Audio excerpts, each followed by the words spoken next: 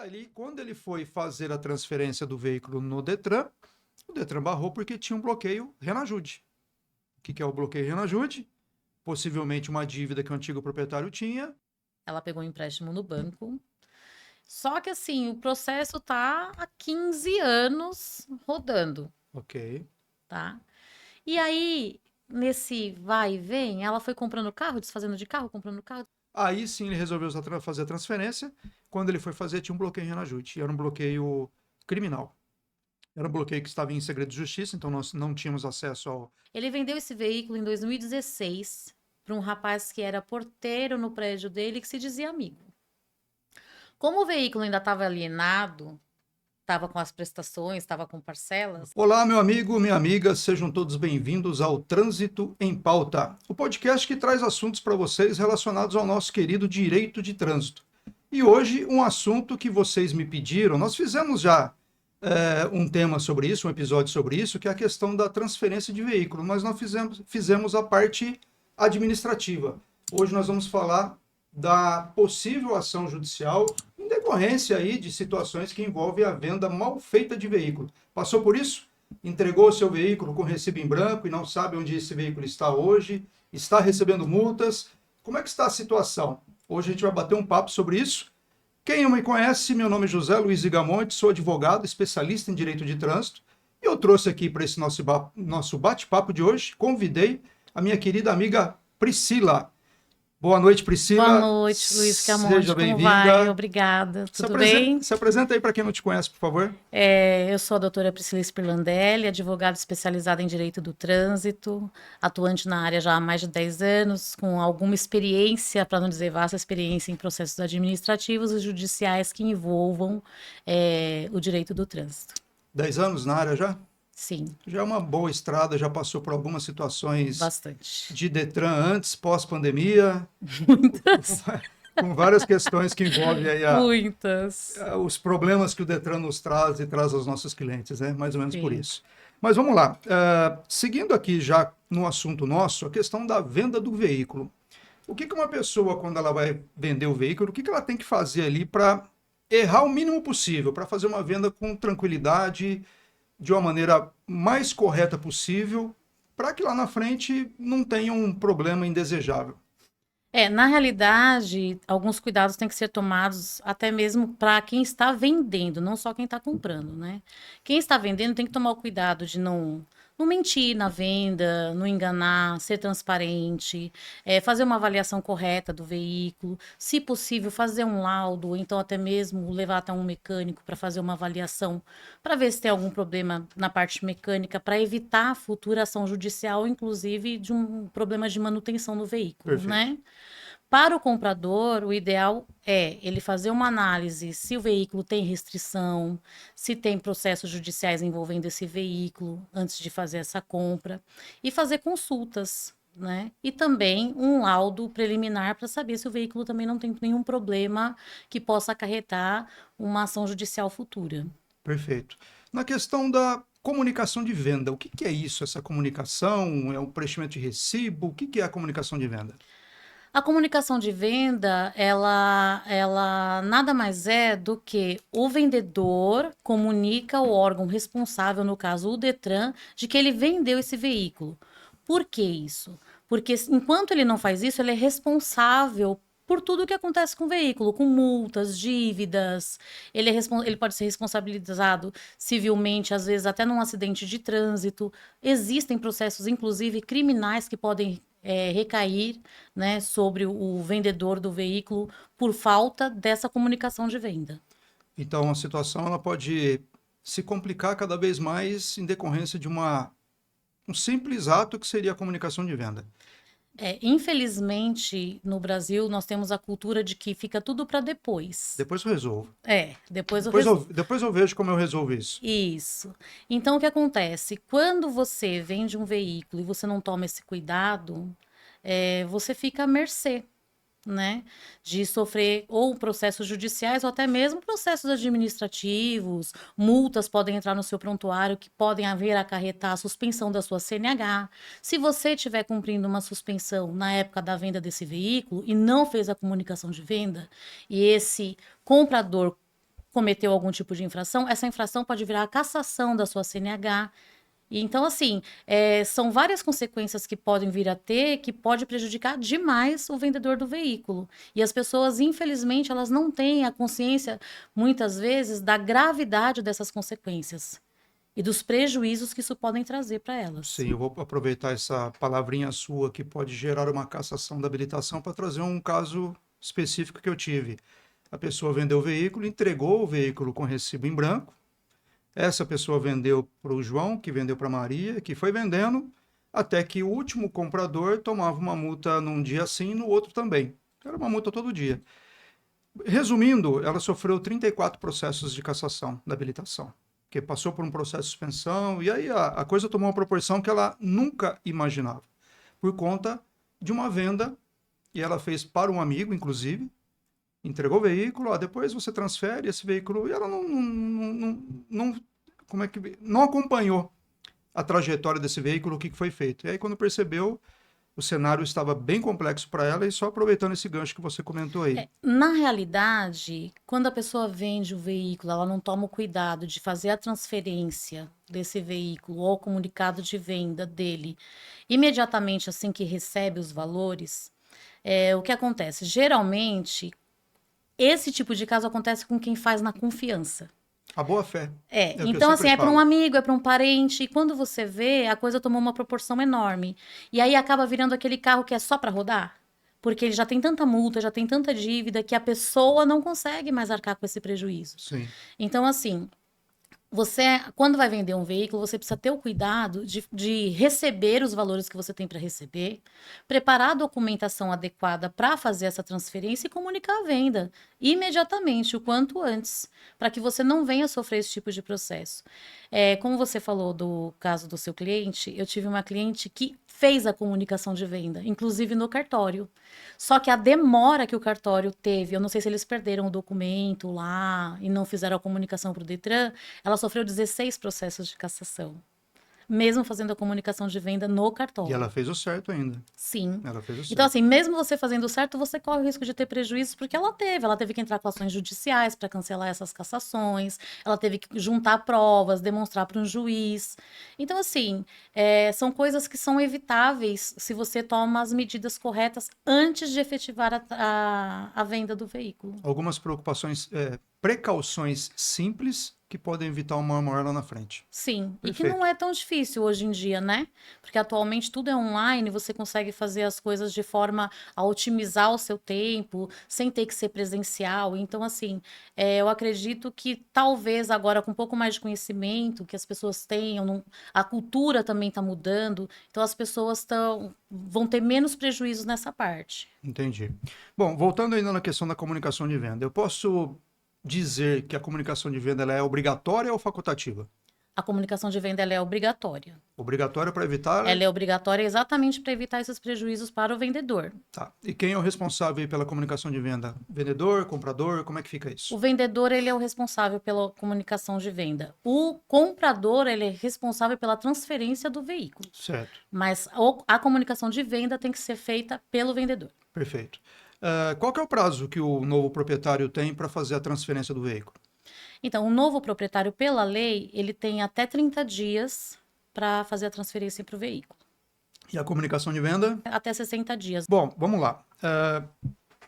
Fiz a comunicação de venda, e aí vamos pegar esse caso aí que você teve agora da sua cliente.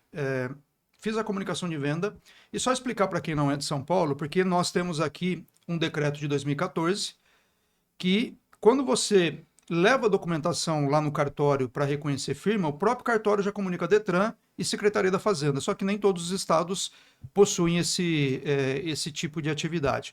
Mesmo nessa condição, como é que funciona aí a comunicação de venda feita pelo vendedor? Então eu fui no cartório, reconheci firma, vamos esquecer que a gente está em São Paulo, e a partir desse momento, o que esse novo proprietário, aliás, o que o vendedor deve fazer para comunicar o Detran dessa venda, que foi feita essa venda do veículo? Se o local que ele reside possui instrumentos digitais para que ele possa fazer essa comunicação, ele pode se utilizar da internet para fazer ou no Detran ou no Poupa Tempo. né? Agora, se não possui, ele tem que ir presencialmente num posto do Detran do Poupa Tempo. Aí quais documentos que ele deve levar para isso? Aí ele tem que levar os documentos pessoais dele, com documentos com foto, né? E o CPF, comprovante de residência e o antigo CRV, que depois virou CRLV, Certo? e agora é a autorização de A transferência de TPV. propriedade de veículos, Isso. né? Então ele precisa levar um desses documentos registrado em cartório com as assinaturas, tanto dele quanto do comprador. Tanto do vendedor como do comprador. Isso. Perfeito. Tem alguma taxa para ser paga para fazer essa comunicação? Para fazer a comunicação de venda, não. Tá, e se eu não fizer essa comunicação de vendas, a gente já deu aqui uma palhinha, mas se eu não fizer essa comunicação, eu vou ter. Não posso dizer que eu vou ter todas essas dores de cabeça que nós comentamos aqui, mas eu posso dizer que as multas continuam de minha responsabilidade enquanto não é feita essa comunicação. Então, na realidade, o que acontece? Tudo e qualquer multa que tiver ou penalidade, quem vai sofrer é o vendedor. Um acidente de veículo, por exemplo, Quem vai ser acionado é o vendedor. Por quê? Quando você tem um acidente de carro, você pega pela placa lá o endereço do proprietário, os dados do proprietário, e você vai chegar a quem? Em quem? No vendedor, sim, em quem está lá como proprietário ainda. sim, Então, até ele provar que não é que ele tinha vendido esse veículo, que não estava mais em posse dele e explicar os motivos pelo qual não tinha feito o comunicado de venda, ele sim vai ser responsabilizado, inclusive civilmente, sobre essa falta de comunicação. perfeito. É, na questão da comunicação de venda, a gente tem dois procedimentos diferentes: a transferência e a comunicação de venda.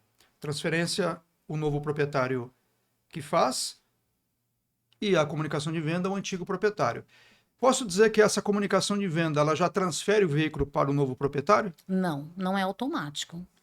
Ele faz a comunicação de venda e aí o novo proprietário tem que ir lá e terminar o processo administrativo da transferência do veículo, levando os seus documentos, levando o seu comprovante de residência, para só assim conseguir realizar a transferência de propriedade do veículo. Então eu estou comunicando o Detran que o veículo foi vendido para eventual, digamos, prova que eu preciso lá no futuro. Se eu preciso provar alguma coisa que aquela venda foi efetivada, eu tenho recibo preenchido e tenho a comunicação de venda, porque eu estou seguindo, inclusive, as determinações legais para isso, para comunicar o Na Detran. realidade, acaba se tornando uma isenção para o vendedor, né? A comunicação.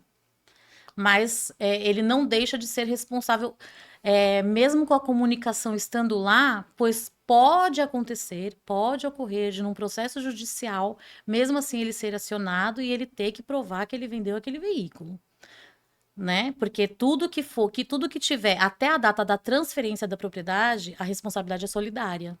Perfeito. Então, alguém vai bater na minha porta. Para os seus ouvintes, o No, que é ou os seus, né, telespectadores, o que sei. é uma responsabilidade solidária? É quando o vendedor e o comprador, ambos são responsáveis por aquilo. Então, por exemplo, ele vai ter que pagar uma indenização de R$ 10.000. 5.000 é do comprador, 5.000 é do devedor, do vendedor. Então, assim, a pessoa, enquanto ela não transfere a propriedade, ela ainda é responsável solidariamente. Sim, ela fica responsável por tudo aquilo que é feito com o veículo. Então veja que uma simples falta de comunicação de venda pode ocasionar em todo esse repertório aí da situação. Vamos agora voltar um pouquinho no caso do preenchimento do recibo de compra e venda, que hoje é a TPV.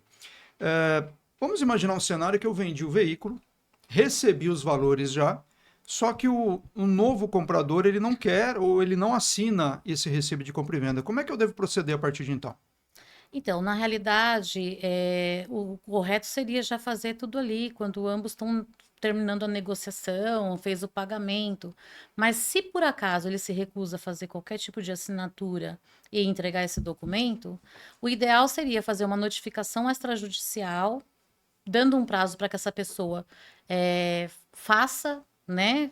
Termine o processo. Tá, Se a pessoa não fizer, e mesmo se ela continuar se recusando, aí tem que ajuizar uma ação. Aí você vai ter que procurar um advogado, ajuizar uma ação de obrigação de fazer, para que essa pessoa seja compelida por uma decisão judicial a realizar a transferência do veículo para o nome dela. perfeito. A gente está falando aqui de comunicação de venda, mas existe uma obrigação para isso, que é o Código de Trânsito Brasileiro, que está lá no artigo 134 do CTB, que fala justamente dessa questão da transferência. O que que fala mais ou menos, não sei se você vai lembrar de cabeça, mas o que que fala mais ou menos esse 134, em que condição que ele obriga a fazer essa comunicação de venda?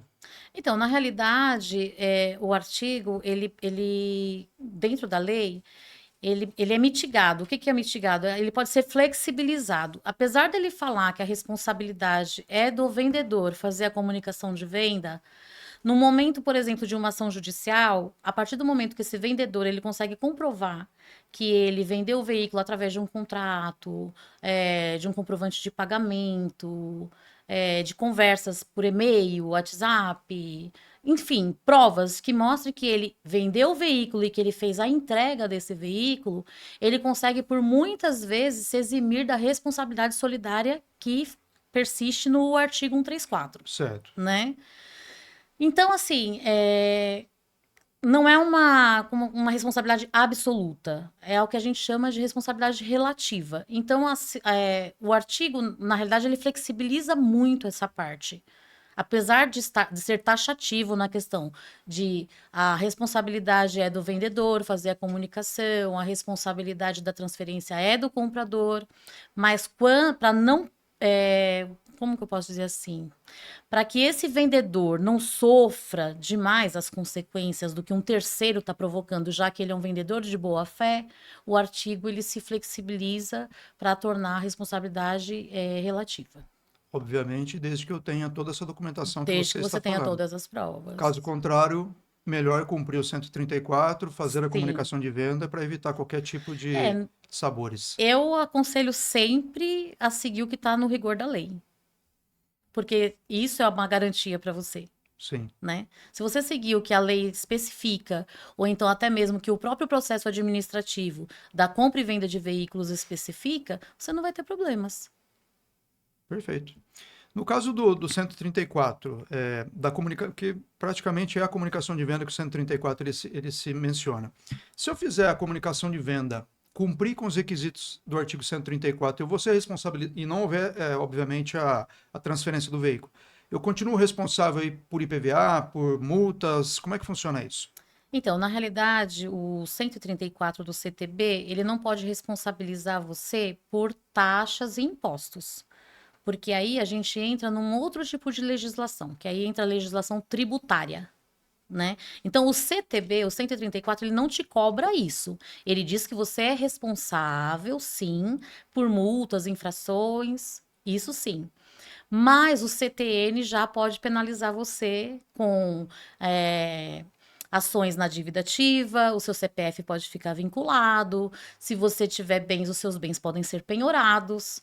Mas aí é uma outra área do direito que vai estar executando essas dívidas. Tá, nós estamos falando de dois institutos legais, que um seria o CTB, o Código de Trânsito Brasileiro, Sim, e outro seria o CTN, o Código Tributário Nacional. sim, Dois institutos que estão intimamente ligados em decorrência de uma situação como o IPVA, por exemplo, que é um imposto sobre a propriedade de veículos automotores. E lembrando que vamos pegar um cenário hipotético que eu vendi o carro no dia 15 de janeiro, por exemplo. Só que o fato gerador, quem é o responsável pelo IPVA de 2026, que é o próximo ano que está chegando aí? Então, o fato gerador é ser proprietário de veículo no dia 1º de janeiro. sim, Então, no dia 1º de janeiro, eu, Luiz, sou o proprietário do veículo. Dia sim. 15 eu vendo para você, Priscila. Quem é o responsável pelo pagamento do IPVA continua vinculado a mim, porque o fato gerador foi vinculado a mim. Você ainda era o proprietário do Eu era o veículo. proprietário dia 1º de janeiro. Então, o fato de eu vender o veículo, e lógico, aqui em São Paulo, o IPVA é gerado em fevereiro, dependendo aí do ano, mas normalmente em fevereiro gera ali a primeira parcela para você pagar. Mesmo ele sendo gerado em fevereiro, dia 1º de janeiro, eu era o proprietário do veículo. Sim, E vamos imaginar que esse proprietário, novo proprietário, não fez a transferência em fevereiro, março, abril. Então, eu acho que você tem essa experiência também no seu escritório, há um equívoco por parte das pessoas sobre isso. Olha, eu vendi meu veículo, eu não sou mais responsável por nada. Meu amigo, o IPVA está aí para você. Na realidade, isso fica a critério de uma pré-combinação entre as partes, né? Quando eles têm esse entendimento Sim. de quando foi o fato gerador, Quem é o responsável, quem né? não é. Porque muita gente pensa exatamente como você deu como exemplo. Ah, eu vendi o carro dia 15 de janeiro, mas não tinha ainda sido emitido o Não IPVA. tinha Quem nada, comprou tá achando que o IPVA é dele. não tinha nada para mim pagar no dia Mas aí é uma 15. falta de conhecimento, né? Mas com um prévio acordo entre as partes, eu acredito que tudo possa ficar resolvido. Por exemplo, o que acontece muito nessas negociações, olha, vai vir, o carro tem um tanto de dívidas. Ah, então você abate do valor que eu tô pagando no veículo e eu fico com o veículo. E assim eles vão negociando dessa forma. Mas bem, você pontuou muito bem, a falta de conhecimento dessas Sim, questões, esses institutos acabam levando a erro, porque pode ter um problema lá na frente, o vendedor principalmente, por conta de uma falta de comunicação de venda. Veja que tudo que a gente está falando aqui envolve, está muito atrelado a essa comunicação. sim, E a falta dessa comunicação pode trazer dissabores. E lembrando de novo para quem nos assiste, em São Paulo, quando você preenche o recibo de compra e venda no cartório, o próprio cartório comunica Secretaria da Fazenda e Detran. Mas nem por isso, nem isso eu sempre falo para os clientes, eu acredito que você deve falar isso também. Nem por isso você deve deixar de fazer a comunicação. Porque pode cair nesse exemplo que você trouxe da sua cliente, que mesmo preenchendo o recibo e ambos assinaram lá no cartório, ela continuou ainda, ela não houve essa comunicação pelo não cartório houve. por um lapso de tempo ou algum problema que teve, e aí ela foi apenada ou seria apenada com todas Com essas 16 cassações. cassações, mas aí graças à boa lei e a Sim, pessoa ter os documentos, ser organizada com seus documentos, guardar documentos, mesmo que sejam de muito tempo, o que aconteceu? Entrou-se com processo contra o Detran, ok, porque foi feita a comunicação. perfeito.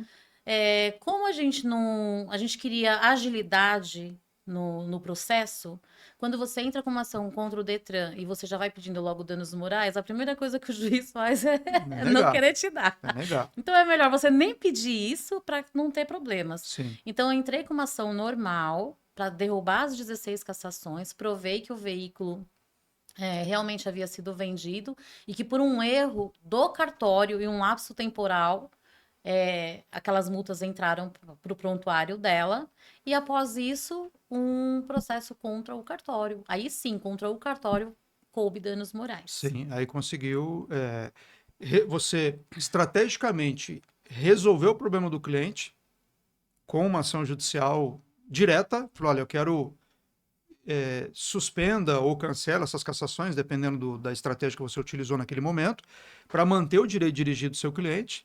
E depois, com mais calma, aí sim o cartório, pela falha Sim, na comunicação, lembrando de novo que é um decreto daqui de São Paulo. Se você é de outro estado que está nos assistindo, você precisa verificar no seu estado se existe essa determinação do cartório fazer a comunicação do Detran e da Secretaria da Fazenda. Nesse exemplo que eu trouxe aqui das 32 cassações, ela não tinha passado por isso porque o recibo não tinha sido preenchido e não tinha esse cartório no meio da história. sim, Então a alternativa ela foi um pouquinho diferente. Foi fazer judicialmente o pedido de transferência do veículo para o primeiro proprietário, vou dar um nome aqui fictício de João, e depois ele se vira para localizar o veículo onde ele esteja. Mas fazer a transferência direto para ele primeiro, e aí a gente teve uma procedência nessa condição de transferência, que a gente chama de transferir de porteira fechada com toda a dívida do veículo. Só que o juiz ele não quis transferir os pontos, porque ele entendeu que era uma questão personalíssima. sim, Até aí, tranquilo. Quando o Detran estava aberto lá na Armênia, você vai se recordar disso, que nós utilizávamos lá no fundo o setor laranja, junto com os despachantes, para fazer a entrega de processos de suspensão e cassação. E eu me recordo que os processos de cassação dela eles começaram a vir 2, 3 por semana. Então, era 2, 3 recursos que você apresentava por semana daquela situação. E eu lembro que eu fui entregar os recursos lá numa oportunidade, e aí o menino que nos atendia, não me recordo o nome dele agora, mas ele sempre falava assim, doutor, boa sorte. E aí ele olhou o CPF da cliente, e ele olhou e falou assim, eu lembro até hoje que ele colocou o dedinho assim na tela, eu não vou te desejar boa sorte hoje. Eu falei, mas por quê? Não precisa, doutor, já tem 6 cancelamentos aqui dos processos de cassação e possivelmente você vai vencer outros, mas ele não sabia o que tinha acontecido, né? Então, no processo, Sim. a gente colocou ali a decisão judicial confirmando que a venda tinha sido efetivada, que teve uma data da transmissão do veículo, e a gente conseguiu cancelar no administrativo essas cassações, mas com o suporte da decisão judicial. Sim. Mas eu me recordo porque eu lembro do dedinho dele passando assim, ele falou, olha, não vou te desejar boa sorte porque você não precisa, estou vendo aqui que você vai conseguir cancelar os outros também. Mas nem perguntou por quê, né? Ele não entrou nessa seara. Mas me lembro até hoje disso daí. Voltando aqui ao nosso assunto da comunicação de venda. Quais os passos agora a gente vai diferente? O vendedor, desculpa, o comprador. Quais os próximos passos que ele tem que dar após a assinatura do recibo de compra e venda, após o reconhecimento de firma lá no cartório? O que ele tem que fazer na sequência? Então, quando ele já está com o documento, com a autorização de transferência de propriedade em mãos, inclusive com firma reconhecida de ambas as assinaturas, é levar juntamente com os documentos pessoais dele e comprovante de residência e etc e tal, para o Detran fazer a transferência dessa propriedade. Perfeito. Ou até mesmo de forma digital, desde que o estado que a pessoa resida ou o local que ela resida possua essa possibilidade. Senão, vai ter que ir fazer um agendamento no Poupa Tempo ou no Detran para fazer isso presencialmente. Legal. Você já falou um pouquinho sobre isso, mas eu quero dar um pouco mais de ênfase nessa situação. A pessoa vai comprar o veículo. Quais consultas que ela deve fazer, um pouco mais detalhada agora a informação, para se cercar de cuidados necessários para evitar, por exemplo, comprar um carro com muita multa, comprar um carro dublê, e aí você faz uma pequena explanação sobre isso, ou até cair num golpe. O que você consegue explicar nesse sentido? Quais cuidados que ela deve ter? O que ela deve fazer de pesquisa nesse sentido? Então, aí nesse caso eu puxo um pouquinho para o despachante, Tá. né? Eu aconselho a procurar um despachante e pedir uma pesquisa do Renovando o Veículo, Ok. porque nessa pesquisa vai aparecer extrato de multas, vai aparecer se o veículo tem alguma restrição judicial ou não, se está sofrendo algum bloqueio ou circulação ou qualquer tipo de bloqueio, né, que possa vir num processo judicial. Dentro dessa pesquisa, se existir essa restrição, tem lá um número do processo judicial onde a gente consegue verificar por quais motivos aquele carro está bloqueado. Ok. Porque o que às vezes acontece? Pode ser que realmente a situação seja de fato um bloqueio que persiste ali e não foi pago, o processo judicial está pendente o pagamento pelo devedor, etc e tal, mas pode ser que às vezes até já findou-se a questão, só que às vezes Esqueceram de tirar o bloqueio. esqueceram de mandar um ofício para o Detran, ou então de levar o próprio, às vezes até o despachante, né, não mandou, não enviou, porque muitas decisões saem com força de ofício, aí às vezes ficam pensando que o próprio fórum vai enviar e o fórum não envia, então acontece isso.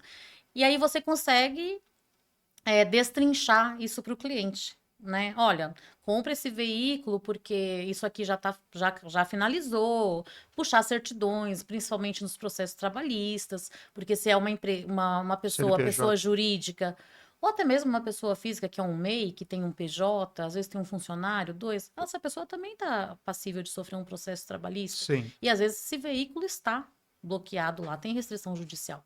Então, assim, tomar esses cuidados, levar com ele um profissional que entenda de veículo, para dar uma olhada no veículo, motor, funilaria, etc e tal, para que amanhã ou depois não venha ter um prejuízo numa ação judicial.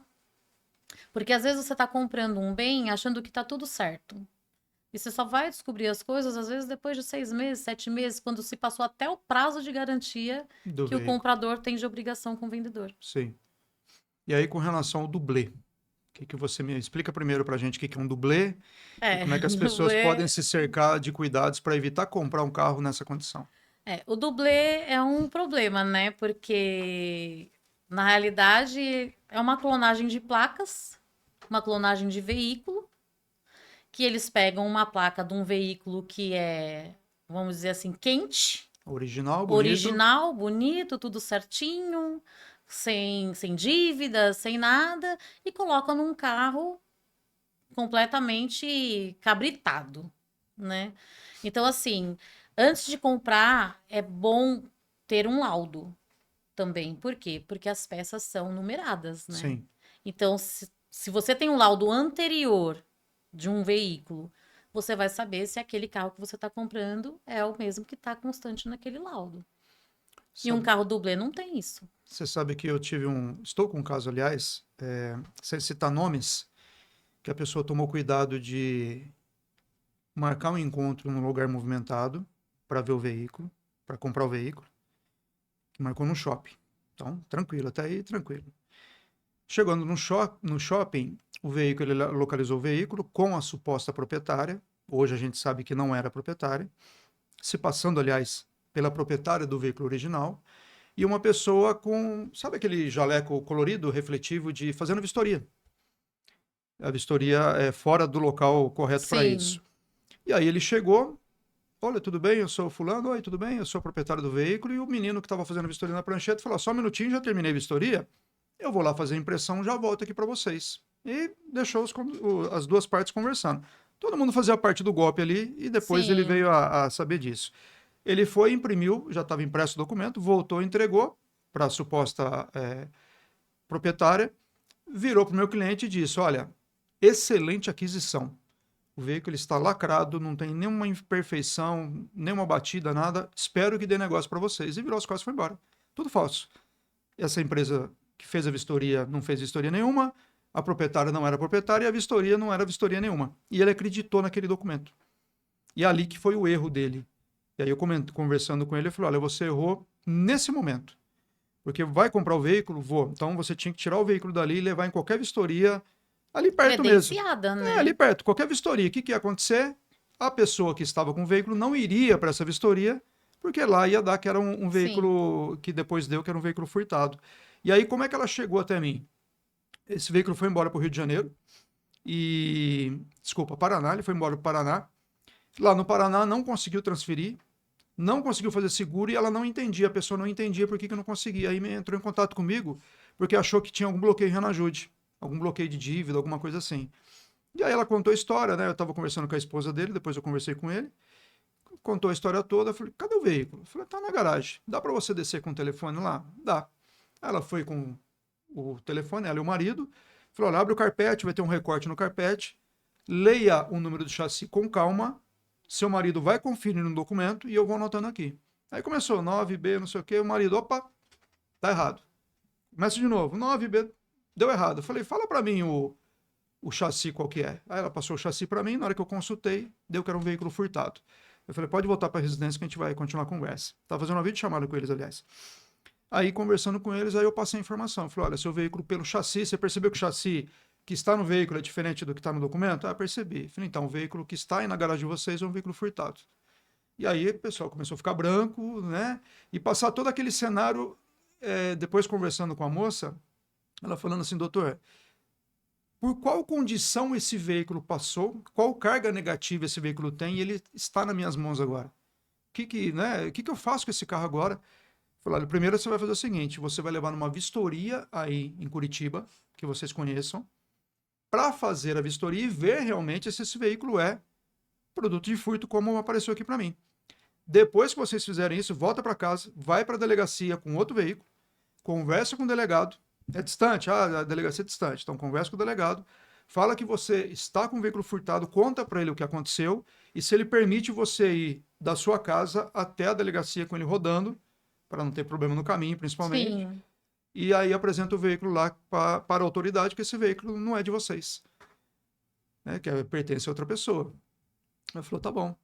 E aí fizeram isso e depois a gente acabou descobrindo uma alternativa para fazer uma demanda judicial, está rodando esse processo ainda, mas o simples cuidado de não ter feito uma vistoria para comparar, inclusive, com aquela suposta vistoria que foi feita ali Sim. pelo funcionário, que não era funcionário nada, e todo mundo fazia parte do golpe. E nessa brincadeira, eles perderam ali, pelo menos até agora, R$ 160 mil, que era um veículo Não já. é brincadeira o valor, E aí né? ele pegou bem aquela época que o veículo subiu muito, lembra? Não sei se você se recorda, ele pagou 130, aliás, 135.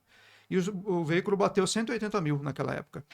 Então, olha o transtorno por conta de E o prejuízo. uma simples vistoria que ele deveria ter feito. A gente voltou um pouquinho no processo, a gente estava falando de comunicação de venda, mas nós voltamos um pouquinho o processo nessa questão do cuidado da vistoria. E aí, qual que foi a questão principal aí? Por que a gente demandou judicialmente nesse caso?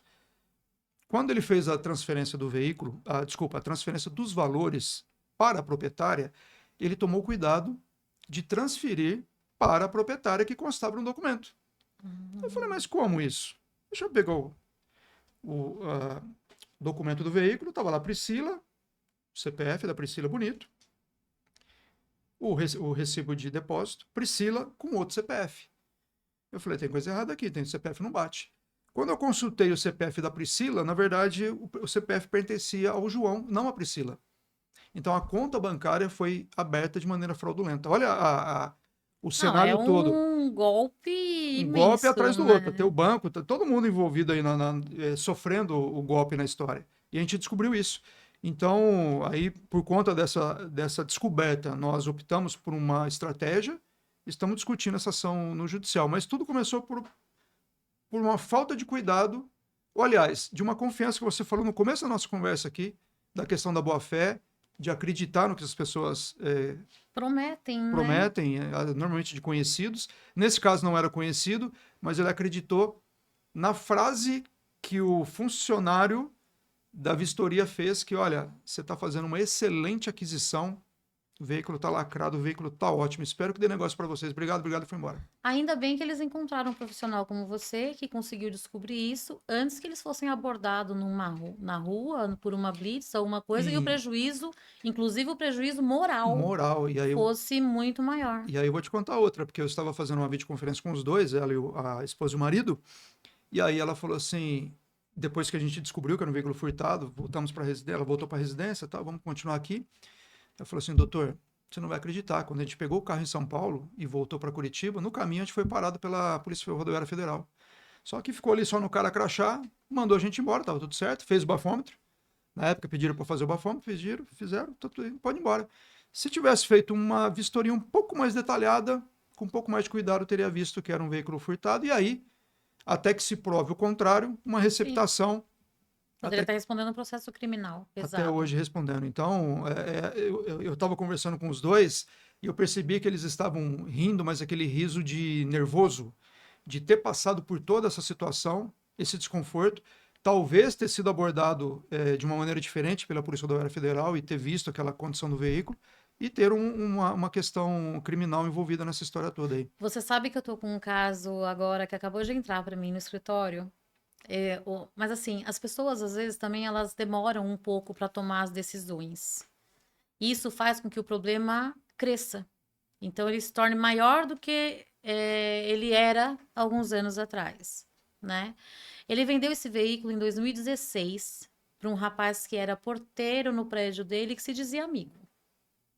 Como o veículo ainda estava alienado, estava com as prestações, estava com parcelas, este amigo não tinha como pegar ou repassar o financiamento, mas se prontificou a pagar as parcelas em nome do amigo. Deixa comigo, me dá o boleto que eu resolvo. 2016. Aí diz que ele pagou lá meia dúzia de parcelas, simplesmente parou de pagar. Agora o nome do meu cliente está na dívida ativa, né? Ele é enfermeiro, tem um bom salário, então assim, vai para a penhora, com certeza. Fora outras questões. Aí você fala, quando ele procura a pessoa não responde. A pessoa não atende. Tem contato ainda, pelo menos, né? 2016. Não, perdeu, o homem sumiu. Perdeu o contato. O homem sumiu. Porque o homem não atendeu mais ele.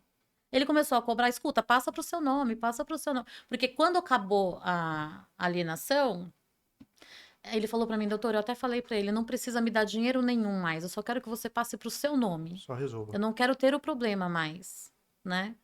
E aí, multas, dívida ativa, pagou todo o financiamento do veículo e não consegue transferir. Agora nós vamos ter que entrar com uma ação judicial para poder, inclusive pelo 134, né, do CTB, para poder passar esse veículo para o nome dessa pessoa.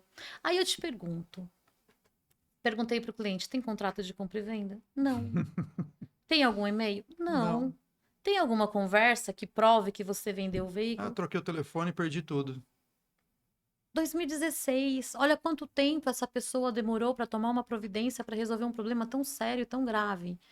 Se esse rapaz que comprou o carro, que está com o carro, se é que ainda está, que a gente Sim, não sabe, porque o carro tomou uma multa esses dias, então ele certo. soube que o carro está Tá circulando. rodando ainda. Se essa pessoa, ela tivesse, por exemplo, matado alguém no trânsito, se ela tivesse cometido crimes com esse veículo, Sim. 2016, nós estamos em 2025. Então, assim, às vezes as pessoas também demoram um pouco para tomar as atitudes que são devidas, né, para regularizar a situação. Então, nós temos sim as pessoas de má fé, né, que se utiliza, pega o teu carro porque é teu amigo, porque é teu parente, eu pago depois. Mas também nós temos as pessoas que ficam inertes. Resolve, aí agora que apareceu a dívida ativa, que apareceu, a pessoa resolveu fazer. Então, assim, o vendedor tem que tomar o cuidado de ver para quem está vendendo. E outra, é seu amigo, é seu irmão, é sua esposa, faça um contrato de gaveta, faz um contratinho registrado em cartório, nem que seja com firma reconhecida, de forma simples, né? Mas deixe isso registrado de alguma forma, por exemplo, o modelo do carro, a data que está vendendo, o dia que está entregando o veículo, qual é a forma de pagamento, sabe? Qual o valor do veículo. Então, assim, para que você tenha, num momento de necessidade como esse, você tenha provas, Documentação. documentação, pelo menos a mínima documentação para ajuizar uma ação. E aí vai bater no desespero até no advogado. Você tem o documento? Não, não tem. Você É tem. porque eles acham que a gente é milagreiro. Mas Mas a assim, gente é, né, a gente, milagreiro. A gente faz uns milagres que, a gente resolve olha. algumas coisas aí. O conhecimento ele traz, ele ajuda muito nisso, Sim. porque quando a gente é especialista na área, você é especialista, eu também, a gente nunca sabe tudo, né? Eu estou sempre aprendendo, estou aqui hoje com você batendo papo e a gente está aprendendo alguma coisa. Mas quando a gente tem essa expertise, fica mais fácil para tentar identificar uma alternativa que seja mais viável. Vamos resolver o problema na certeza? Lógico que não é assim que funciona. Mas a gente tenta encontrar aquele caminho mais apropriado para que a solução seja pelo menos possível de acontecer. Porque veja, 9 anos aguardando uma. Ah, depois eu vejo, depois eu resolvo, até que realmente começa a apertar de alguma forma, dívida ativa, e de repente ele perde alguma coisa porque ele não consegue fazer um financiamento, aí ele tem que tomar uma atitude em relação àquilo. E você vê, conforme a gente mesmo comentou, às vezes não é nem a pessoa, o comprador, o vendedor. Erros podem acontecer até durante Sim, o processo. sim, Quando eu falo do processo, eu falo do processo de compra e venda. sim, Até mesmo dentro do Detran, no cartório, né, para os estados que o cartório tem que comunicar. sim. Então, assim, o ideal é vender o veículo, tome os cuidados necessários, e, inclusive acompanhe A até a transferência. transferência de propriedade, para você ter certeza que esse veículo já está em propriedade de outra pessoa Sim. e que você já não tem mais responsabilidade sobre ele. Aí sim eu estou tranquilo, agora eu posso respirar e posso comprar outro veículo e Sim, vamos arrumar outro problema aí, que é assim que o brasileiro gosta, né? É sim. assim que a gente gosta. Mas vamos lá. Ah, na questão do bloqueio, você acabou comentando aí da questão judicial. Vou trazer um outro exemplo aqui que eu tenho, que o cliente comprou o veículo, fez a pesquisa básica de placa para ver se tinha multa. Até aí tranquilo, preencheu o recibo de compra e venda, bonitinho, faz todo o procedimento que a gente está orientando aqui. E aí, quando ele foi fazer a transferência do veículo no Detran, o Detran barrou porque tinha um bloqueio Renajude. O que é o bloqueio Renajude? Possivelmente uma dívida que o antigo proprietário tinha, e aí foi feito algumas constrições, conta bancária, não achou o dinheiro necessário para pagar a dívida, bloqueou o veículo. E aí ele fez a seguinte indagação para mim, ele falou, doutor, você consegue olhar o processo e ver qual o tamanho da dívida? Porque se for uma dívida pequena, eu pago. Às vezes a gente tem dívida fiscal aí de R$ 1.000, R$ 500, R$ 800. Se for uma dívida pequena, eu pago. Tranquilo, eu vou ver aqui para você. Inclusive, estava no telefone com esse cliente aí. Aí entrei no site do Tribunal de Justiça, consultei.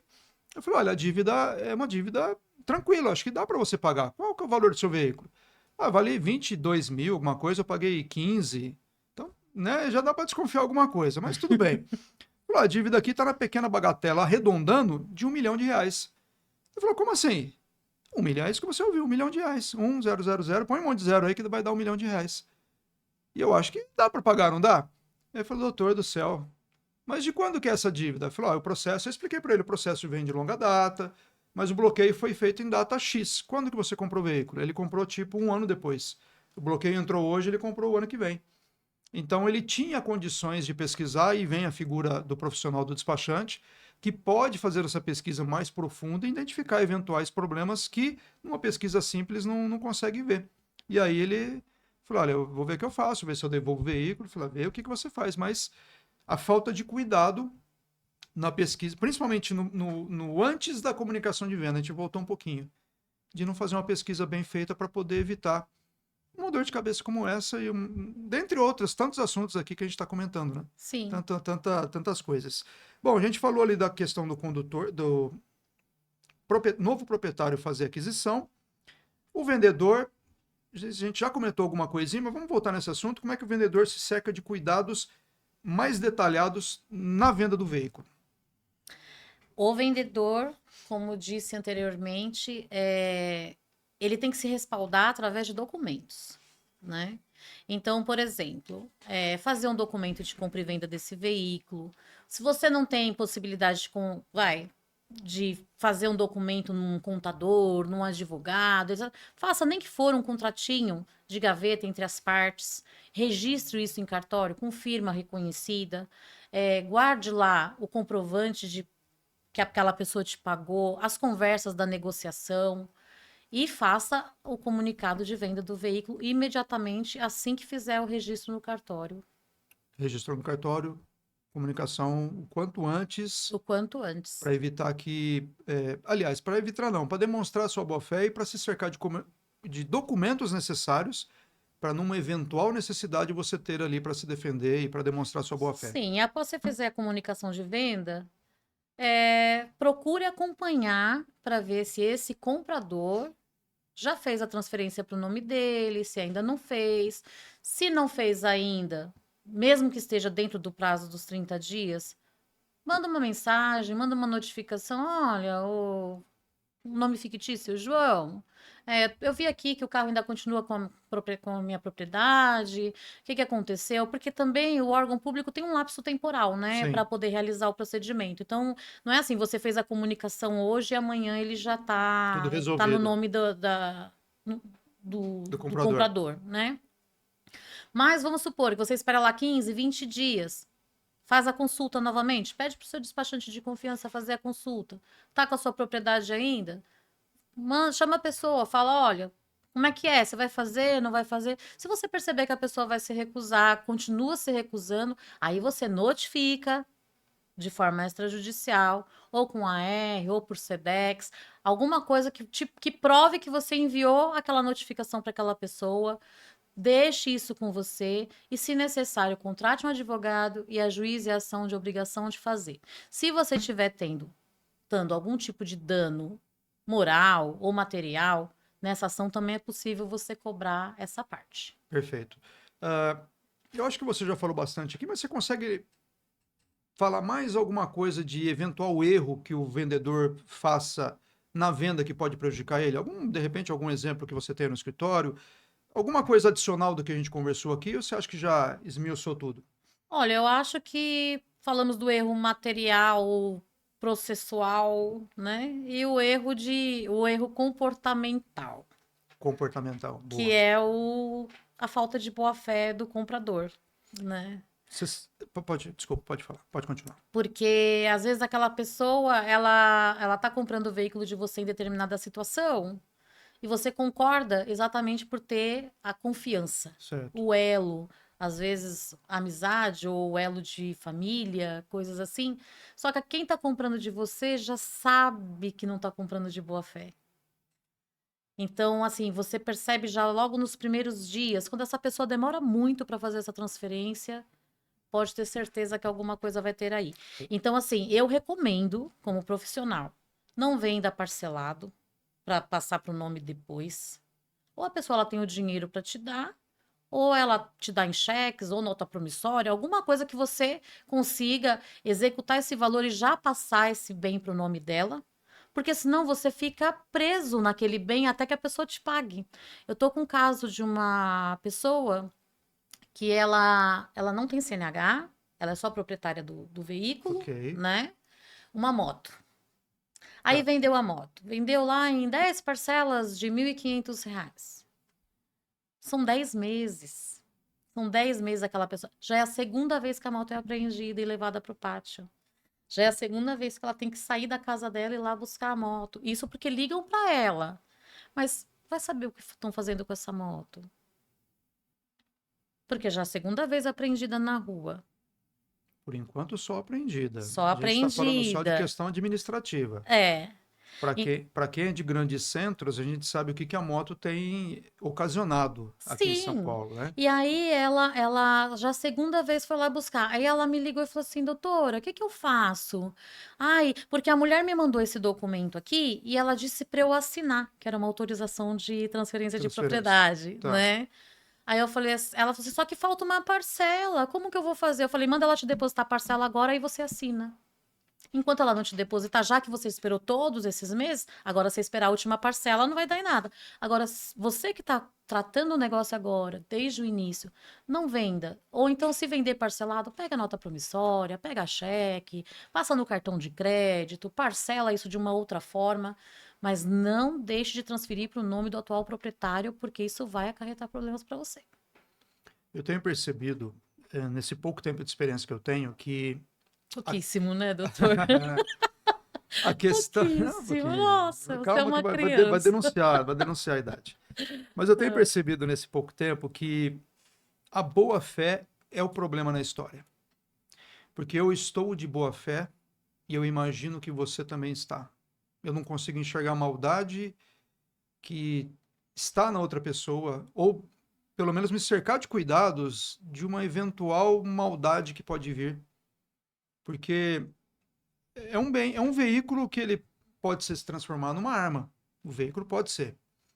E se isso acontecer, a gente espera que nunca aconteça, mas se isso acontecer, é na sua porta que vão bater. que vão bater. Principalmente a polícia vai bater para falar: olha, vem aqui, tem um problema aqui na delegacia, o veículo infelizmente atropelou algumas pessoas, e a gente vê isso todo dia isso acontece, todo dia o acidente acontece.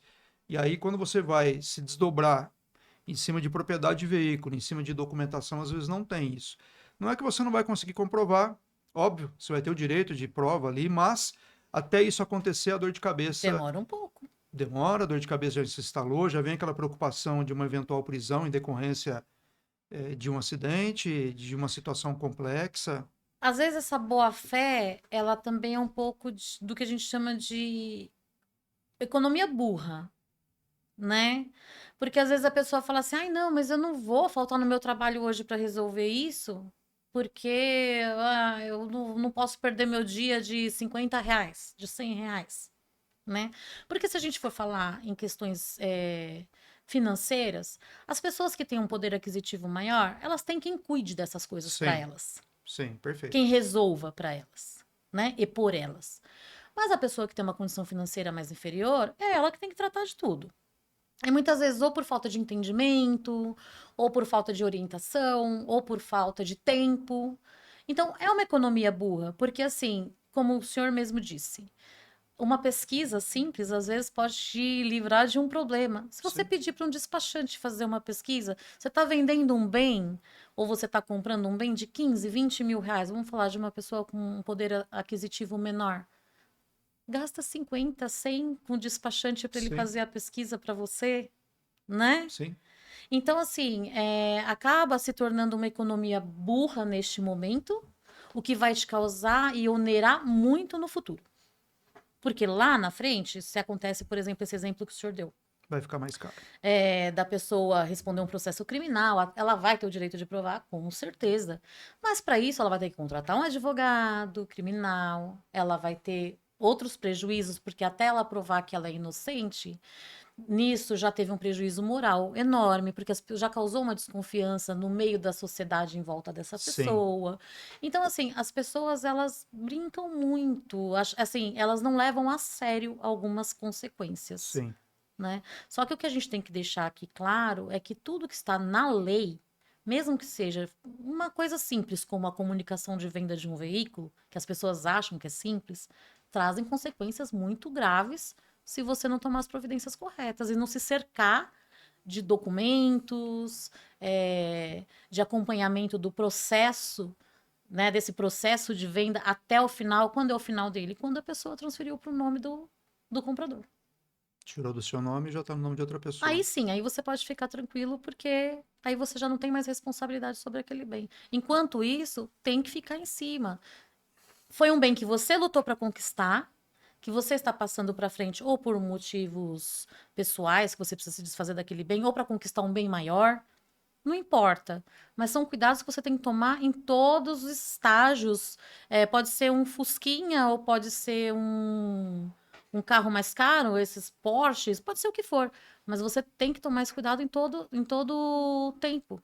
Não pode deixar Deus dará como muitas pessoas deixam Em acontecer. toda etapa de aquisição ou de venda do veículo, você tem que acompanhar até o final e se cercar de cuidados para que seja um procedimento tranquilo, se resolva lá na frente com tranquilidade e todo mundo fica feliz. Sim, porque o vendedor ele se preocupa em obter do comprador o valor que ele está pedindo, a forma de pagamento que ele quer, etc. Tal. Mas ele, a partir do momento que ele entrega o bem, ele acha, ai, pronto, vendi meu Resolvido. carro, tá resolvido. Só que ele esquece que esse processo vai até a transmissão de propriedade.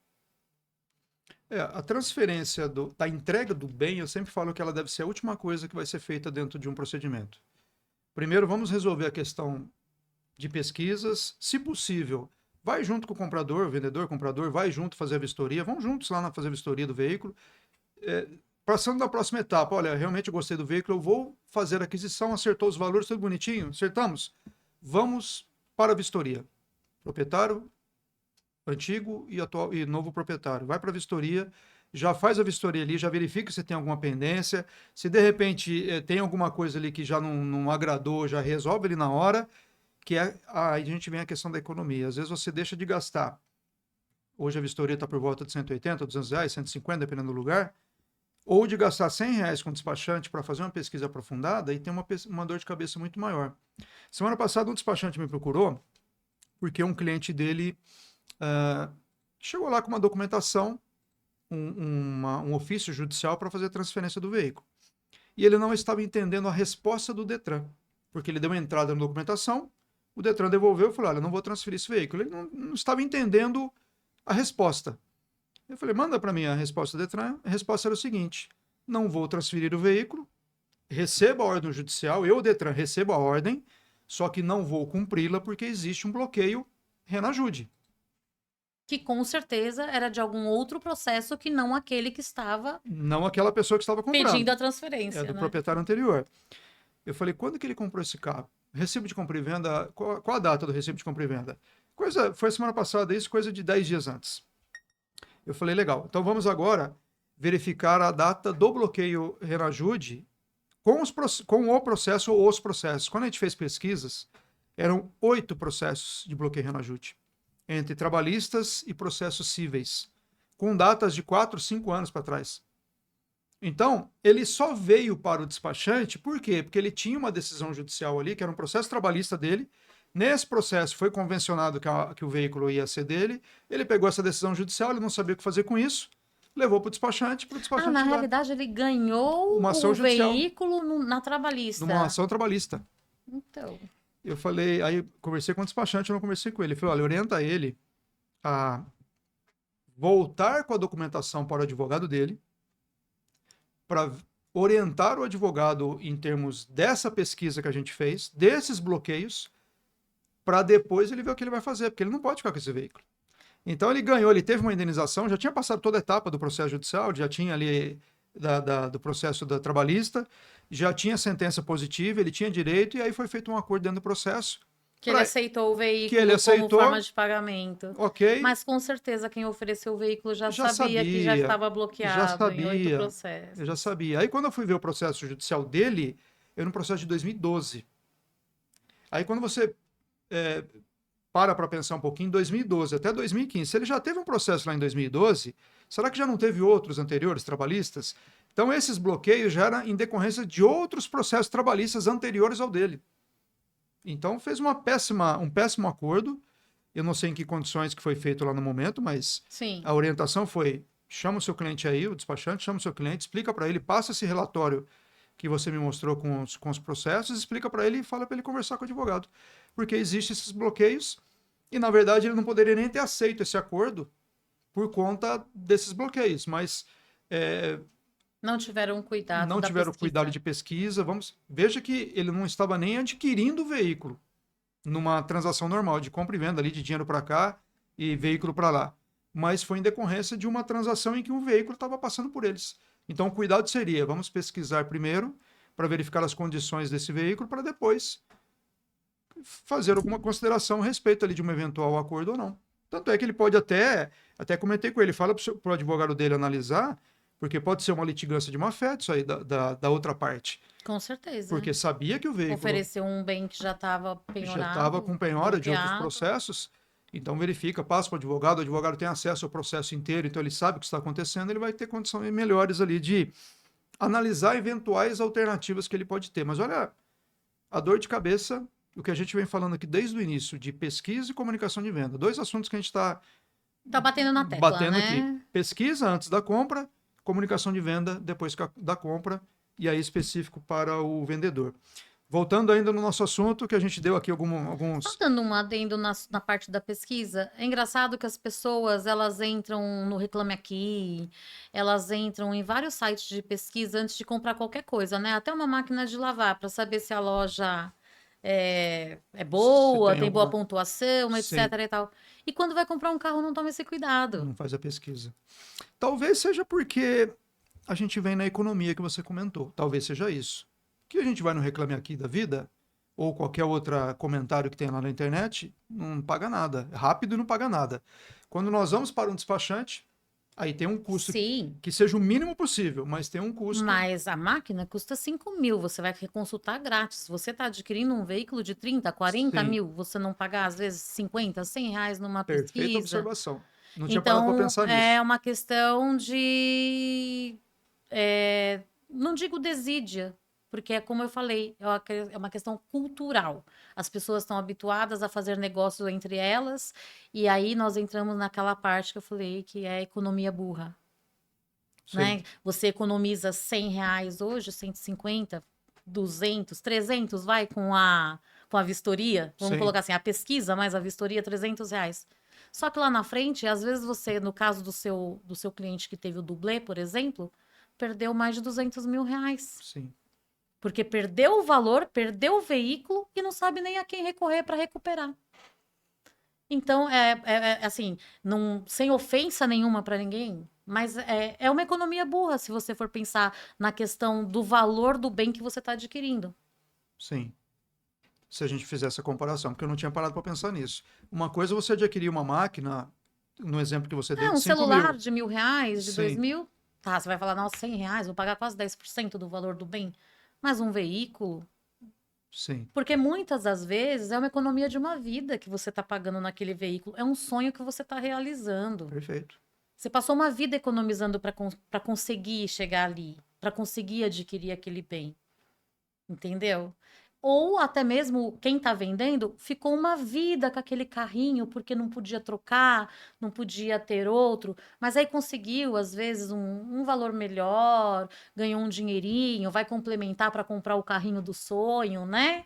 Lá na frente vai vender aquele. E aí toma a rasteira desse comprador que não transferiu o veículo e fica com essa dor de cabeça. Ou que está de má fé, que já veio nessa intenção, Isso. ou não está preocupado em fazer a transferência. Depois eu faço, e aí é complicado. É uma situação. Tem várias nuances aí Várias nesse. vertentes. Nós temos aquelas pessoas que emprestam o nome para financiamento, que emprestam o cartão para financiamento do veículo, e aí o nome delas ficam vinculado como proprietário desse veículo. Sim, perfeito.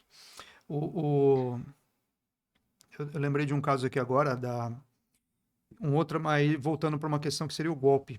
A pessoa comprou o veículo do João, o veículo estava no nome do João, só que, olha, faz o seguinte, transfere o dinheiro para minha esposa, porque eu tô com meu nome com problema, alguma coisa nesse sentido.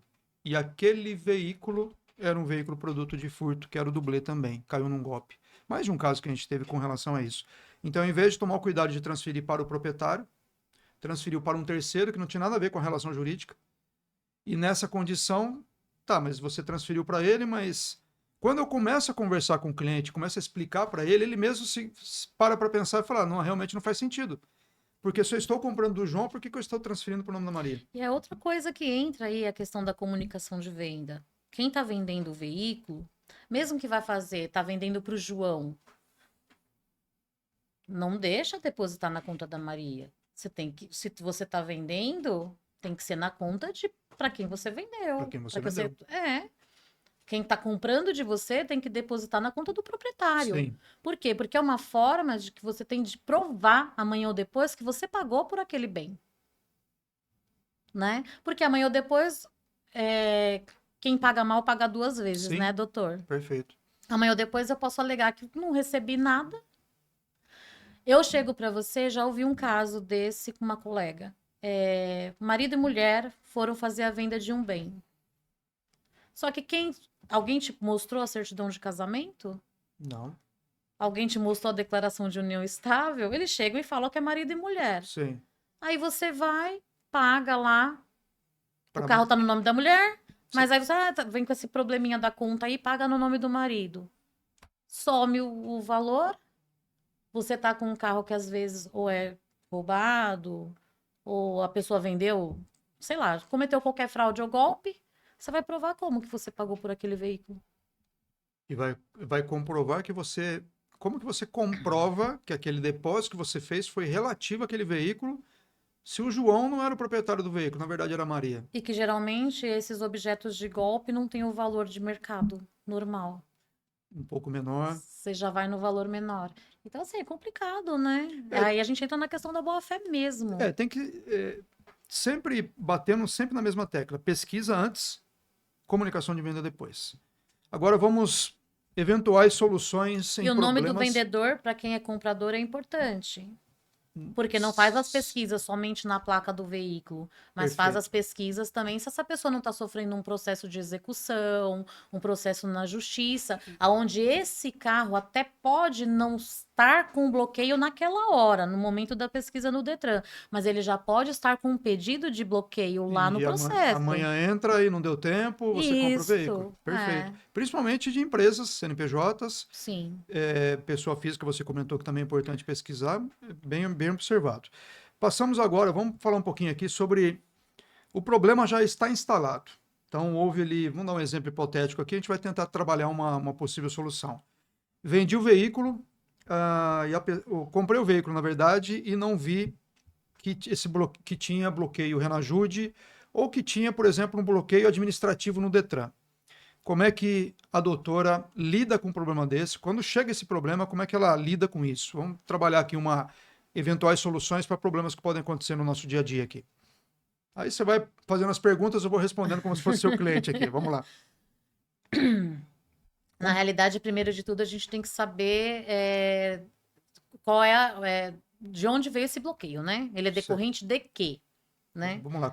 Só pesquisei a placa, doutora, e não vi mais nada, e não tinha multa nenhuma, e não consigo transferir o veículo, apareceu um bloqueio aqui. Como é que você, a partir dessa informação, como é que você Não, se for um faz a pesquisa? bloqueio, se for um bloqueio judicial, eu entro no processo, né? Verifico em quais condições está aquele processo, qual o andamento daquele processo e por que existe aquele bloqueio, Ok, tá? Verifico se o meu cliente está me falando a verdade, ok. Tem que pesquisar. Então, porque eu não falo nem de verdade. Às vezes ele não faz a pesquisa direito. E a gente tem que fazer a pesquisa direito para ele, né? não, mas às vezes também ele não conta os fatos, ele não narra os fatos como realmente aconteceu. Às vezes ele já sabia que existia um processo em andamento, mas daí quando vem no escritório é porque está bloqueado. Perfeito. Entendeu?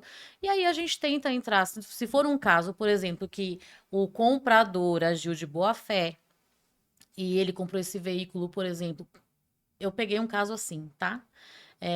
A mulher estava sofrendo um processo do banco, ela pegou um empréstimo no banco Só que assim, o processo tá há 15 anos rodando, Ok. tá? E aí, nesse vai e vem, ela foi comprando carro, desfazendo de carro, comprando carro, desfazendo de carro, até que conseguiram pegar um carro. Só que entre o lapso temporal entre entre a decisão do juiz autorizando o bloqueio Ok. para o efetivo bloqueio, demorou mais ou menos 3 meses. E 3 meses dá para você vender o veículo umas 10 vezes se você quiser. Isso. E no meio desse período, uma pessoa tinha comprado o veículo dela. Ok. Como ela tinha vendido o carro era um valor de muito grande, e aí eles tiveram que me contratar para desbloquear o carro. Ok.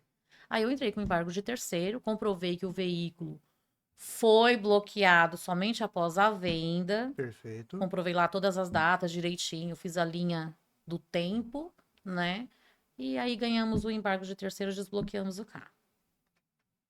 Perfeito. Só explica mais ou menos o que é embargo de terceiro para quem está nos assistindo. Então, o embargo de terceiro, ele é um procedimento, ele é um processo na justiça dentro de um processão. Vamos dizer assim, Eu tem um falo que ele, processo grande, eu falo que ele vai grudado. tem um processo grande que bloqueia o carro. O embargo de terceiro, ele é como se fosse um processinho pequenininho que fica ali como se fosse um protozoáriozinho Certo. esperando a chance dele de resolver o problema dentro daquele processão. Então, o embargo de terceiro é quando existe uma pessoa, um terceiro interessado num bem que faz parte e é objeto dentro daquele processo principal. Não sei se ficou bem explicado para quem Perfeito. não tem conhecimento jurídico, Perfeito. né? E no caso de um processo administrativo, aí tudo depende do tipo de bloqueio que também tem, né? Porque às vezes tem denúncia de dublê, tem pedido de bloqueio porque não houve a transferência do veículo. Perfeito. Então tudo vai depender do pedido que está sendo feito ali, porque que aquele carro está bloqueado ou está com alguma restrição administrativa. Legal. Eu vou puxar o gancho aí e pegar um caso também que eu tive de um bloqueio Renajude, só que era um bloqueio criminal, que ele tem algumas características diferentes de um processo, de um bloqueio civil. E aí, como é que foi a situação do cliente? Ele comprou um veículo também de valor por volta ali de 150 mil e demorou praticamente 8 meses para fazer a transferência. Por que 8 meses? Porque ele comprou o veículo já sabendo de um problema no motor. Ele já sabia, ele já comprou nessa condição. Então, quando ele fez a aquisição, ele já sabia que o veículo ia sair no guincho do local onde ele estava, ia para a oficina, e como era um veículo importado um pouco mais antigo, demorou muito para conseguir as peças, e nessa brincadeira demorou ali para arrumar o veículo 6, 7 meses e 8 meses que depois que ele conseguiu, aí sim ele resolveu fazer a transferência. Quando ele foi fazer, tinha um bloqueio em Renajude. E era um bloqueio criminal.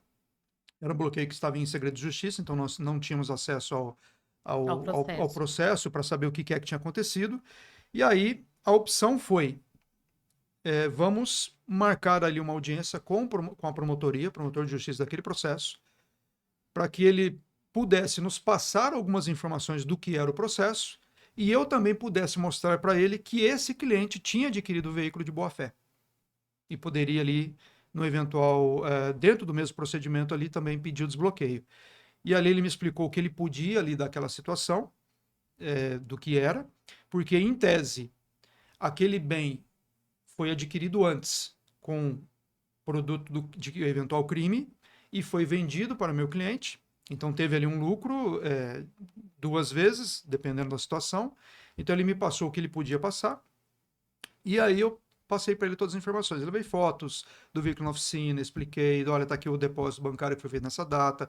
Nessa data não tinha bloqueio nenhum. Nessa data ele fez pesquisa, não tinha nada.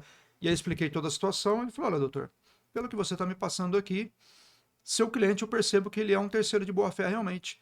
Faz o seguinte, peticiona no processo, coloca toda essa documentação que você me trouxe aqui, que eu vou me debruçar. Não garanto que eu vou desbloquear, mas pelo que você está me falando, parece que seu cliente tem razão. Então, com as provas dentro do processo, vou me debruçar, vou analisar, vou verificar todas as condições, e aí se eu entender que seu cliente faz jus ao desbloqueio, eu faço o desbloqueio. Então, foi uma outra manobra que a gente fez, uma outra estratégia que a gente adotou antes mesmo de peticionar no processo. Eu não fiz nenhum peticionamento, avisei o cliente, olha, primeiro, você não vai nem me contratar. você me paga uma diligência, que era fora de São Paulo, você me paga a diligência, eu vou pessoalmente lá conversar com o promotor, Entender, né? entender o que está acontecendo, porque pode ser que seu caso não tenha solução, só que se eu perceber que o promotor, diante dessas provas, ele entende que realmente você faz jus, possivelmente a gente consiga solucionar, mas vamos fazer o procedimento invertido. Primeiro eu converso com ele, depois a gente peticiona. Aí ele entendeu, expliquei para ele, ele entendeu, e a gente conseguiu fazer o desbloqueio dessa forma. Então foi uma análise um pouco mais dificultosa, porque a gente não tinha acesso, porque estava em segredo de justiça, mas eu consegui fazer umas pesquisas e entender, não consegui acessar o processo na íntegra, mas entender uns detalhes ali do que estava acontecendo, e aí identifiquei que era uma questão criminal, e a partir daí a gente conseguiu, de uma maneira estratégica, conseguir resolver o problema. Mas nesse caso, ele fez o recibo de compra e venda, foi preenchido, isso daí salvou ele, principalmente para comprovar que a aquisição foi lá atrás, ele tinha a transferência dos valores direto para a conta do proprietário, então ele se cercou de alguns cuidados, ele só demorou para fazer a transferência. Na realidade, ele se cercou de todos os cuidados, né, doutor? Sim, Porque se o senhor verificar, a partir do momento, quando a gente tem um problema, por exemplo, de penhora de imóveis, o que a justiça nos pede para mostrar que nós somos um terceiro de boa-fé? Se você fez as pesquisas. sim, as Quando você faz documentações. as pesquisas e demonstra que aquela penhora, aquele bloqueio não estava ali antes de você adquirir, você já está se mostrando de boa fé. Por quê? Porque Sim, você procurou saber se aquele bem ele estava desvinculado de alguma outra coisa. Porque você não queria um problema para você, sim, perfeito. né? Então, assim, o seu cliente, na realidade, ele foi muito sábio e foi muito inteligente em ter se amparado e se resguardado de forma documental da forma que ele fez. E isso daí foi além dos seus talentos, Não, foi foi ele. imprescindível É, aí para o deslinde da e situação. aí para o promotor foi a seguinte questão. Eu falei, doutor, se ele tivesse feito, vou dar uma data hipotética aqui, ele comprou o carro em agosto, setembro, ele comprou em outubro, foi outubro do ano passado, outubro do ano retrasado, e ele foi transferido em agosto, demorou mais de 8 meses para transferir. Se ele tivesse comprado o carro, como ele fez, lá em outubro, e tivesse transferido lá em outubro, vocês não iam nem saber da existência desse carro, desse veículo. Então perceba que o bloqueio entrou acho que 4 ou 5 meses depois. Perceba que se ele tivesse feito todo o procedimento correto, vocês nem saberiam da existência desse carro. Aí o promotor falou: faz sentido. Então, aí tá aqui as provas, tá a documentação toda. Falei, doutor, peticiona no processo que eu vou analisar com carinho e eu acho que vai dar certo, mas eu só quero dar certeza Já dentro do deu a dica, processo. né? Falei, tranquilo, deixa comigo que. Aí conversei com o cliente, expliquei a situação para ele entendeu. Eu falei, existe o risco, não quer dizer que ele falou que pode ser que sim, mas analisando a documentação pode ser que não. Compreendeu isso? Compreendi. Então, tranquilo, vamos entrar com a ação. A gente entrou dentro do processo mesmo, no formatinho que você comentou aí, grudadinho, né? Na É. processo principal grudado ali no invertido, e a gente conseguiu fazer o desbloqueio. Minha querida, praticamente aqui eu acho que eu esgotei minhas perguntas que eu tinha que fazer para você. Você quer comentar mais alguma coisa? Você se lembra de alguma coisa que você, dentro do assunto que a gente comentou aqui, que de repente ficou faltando? Acredito que não. A não ser que para o doutor ainda tenha faltado alguma Não, coisa. aqui nas minhas perguntas praticamente Eu acho esgotei. que fica mesmo a dica para as pessoas aí, para os seus ouvintes, né, para o seu público, que tome cuidado, né? Procure se resguardar de forma documental quando for vender um veículo, quando for comprar um veículo. Faça as pesquisas para que você que está vendendo faça a comunicação de venda imediatamente após o reconhecimento de firma no cartório. Para você que está comprando, faça as pesquisas, verifique se aquele veículo não está sofrendo, não está dentro de algum processo judicial ou trabalhista ou na área civil, não tem dívida ativa, ou se está envolvido em algum tipo de problema. Assim, quanto mais pesquisas você tiver, mais você se resguardar, menos prejuízos você vai ter no futuro. Faça uma vistoria do carro que você está comprando. Por quê? Porque às vezes o carro tem um problema lá que dentro da garantia do vendedor você não vai conseguir resolver. E aí você vai ficar com uma bucha maior lá na frente, né? Às vezes a gente fica na expectativa, naquela ansiedade, ai, que carro, ai, amei, não sei o quê, por esse preço, não vou encontrar mais, não sei. Mas quando a gente faz a coisa com muita euforia, Com muita emoção. Muita emoção, dá um probleminha lá na frente. Então vamos ser um pouquinho mais, menos passional e mais racional na hora de comprar um veículo ou na hora de vender um veículo, para que a gente não tenha prejuízos maiores lá na frente, ou então até mesmo não tenha que entrar com uma ação judicial, né? Não tenha que passar por isso, porque eu, como advogada, o meu cliente senta na minha frente, eu vejo ele como um cidadão de boa fé, né? A gente sempre defende o Sim, nosso cliente como com unhas e dentes. Ele, para sim. nós, é sempre o cidadão de boa fé. Quem comprou, talvez também não tenha usado de tanta má fé.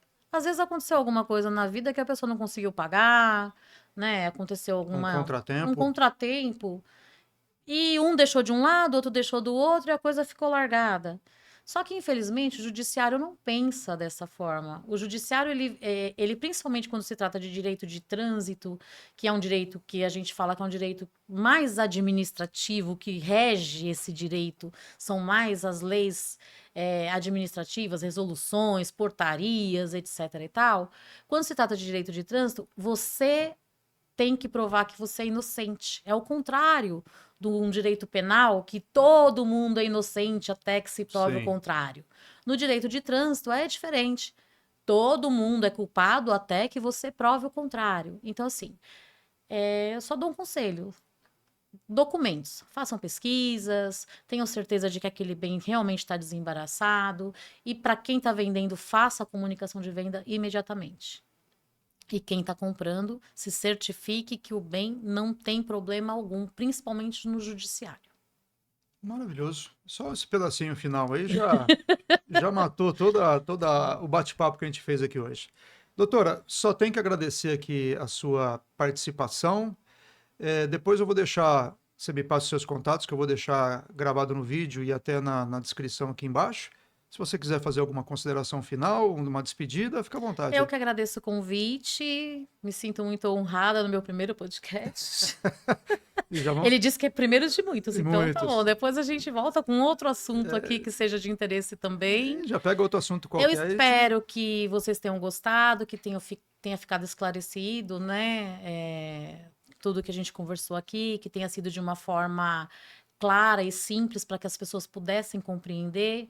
Tentei evitar o máximo o juridiquês, posso ter me embolado às vezes um pouco, exatamente porque, como a gente está conversando entre advogados, a gente tem o hábito de conversar no juridiquês. E aí, como o público não é advogado, a gente fica meio, falo de que forma, né? Sim. Então a gente fica procurando as palavras. Então, se eu me embaracei, se eu fiquei meio perdida aí, peço desculpas ao doutor. Mas fiquei feliz, fiquei contente. Acho que deu para esclarecer bem sobre esse tema, né? Maravilha. Vamos para o próximo. Vamos escolher Tá outro bom. tema aí. Vamos bater um papo de Doutor novo que outra manda. vez. Obrigado pela sua participação, Eu tá? que agradeço, Seja viu? bem-vinda para um próximo episódio. Obrigada. E obrigado a você que esteve conosco até este momento. Se você tem dúvidas sobre esse assunto ou sugestão de outro tema para a gente trazer aqui, para a gente debater, aqui embaixo nos comentários. Deixa ali que eu vou respondê-los e em breve a gente traz esse assunto aqui num bate-papo completo sobre isso. Se você conhecer alguém que vendeu o veículo, que comprou o veículo e está enroscado, tem algum problema, manda esse vídeo para ele. Quem sabe pode ajudar de alguma forma. Agradeço aqui a sua participação, a sua visualização desse vídeo. Não se esquece aí de compartilhá-lo, de se inscrever, caso você não seja inscrito, e te espero até o próximo vídeo. Um abraço.